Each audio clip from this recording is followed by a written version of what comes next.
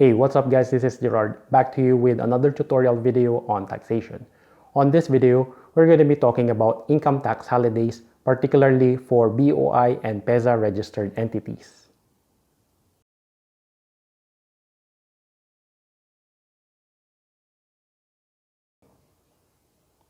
You can watch my video on PEZA registered entities right here and also links in the description below.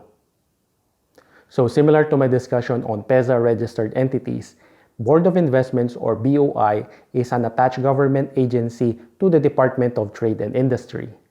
The primary purpose of which is assisting local and foreign investors to venture and thrive in vast areas of economic pursuits and acts as a one-stop venue in doing business in the Philippines.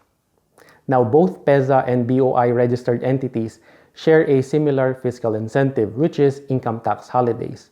Now this comes from Article 39, Item Letter A of Executive Order Number 226, otherwise known as the Omnibus Investment Code. Now companies registered with PEZA or BOI are generally entitled for an income tax holiday of 6 years from commercial operations for pioneer firms and 4 years for non-pioneer firms, subject to extensions. Take note that no registered pioneer firm may avail of this incentive for a period exceeding 8 years. I mentioned the word generally because depending on the nature of the company, the incentives will vary. Now when we say a company is a pioneer firm, these are firms with activities that involves the manufacturing or processing or packaging of goods or raw materials that have not been produced in the Philippines on a commercial scale.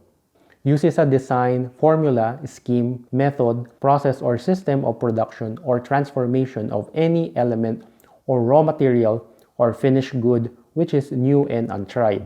Next would be engages in agricultural activities or services essential to the achievement of the country's self-sufficiency program. Produces non-conventional fuels or manufactures equipment which utilizes non-conventional sources of energy. And then lastly, conforms to other specific criteria as provided for in the annually drawn investment priorities plan. So conversely, those who do not qualify as pioneer firms are considered as non-pioneer firms. Now the next question to answer is, what exactly is an income tax holiday?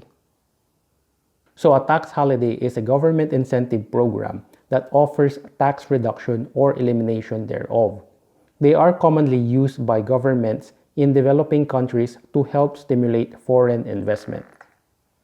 Simply put, those who qualify for income tax holiday may not be liable to pay income tax for a certain period of time. In the Philippines, this is true for BOI and PEZA because they would like to promote and generate investments, and tax holidays may do such. Now you might be wondering what happens when the income tax holiday ends. For PEZA registered entities, they will now be taxed at 5% based on gross income. This is what I've discussed in my video discussing PEZA registered entities. For BOI registered companies, we can refer to the table provided by the BOI's website. As you can see, BOI in comparison with PEZA registered ones does not have the 5% special tax rate on gross income after the income tax holiday. Therefore, we can say that after the lapse of the income tax holiday, they could now be subject to corporate income tax.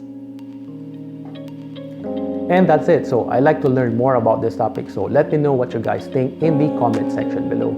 As always, a huge thanks for watching. If you found this video very helpful, please give it a thumbs up and make sure to subscribe. And I will talk to you in the next one.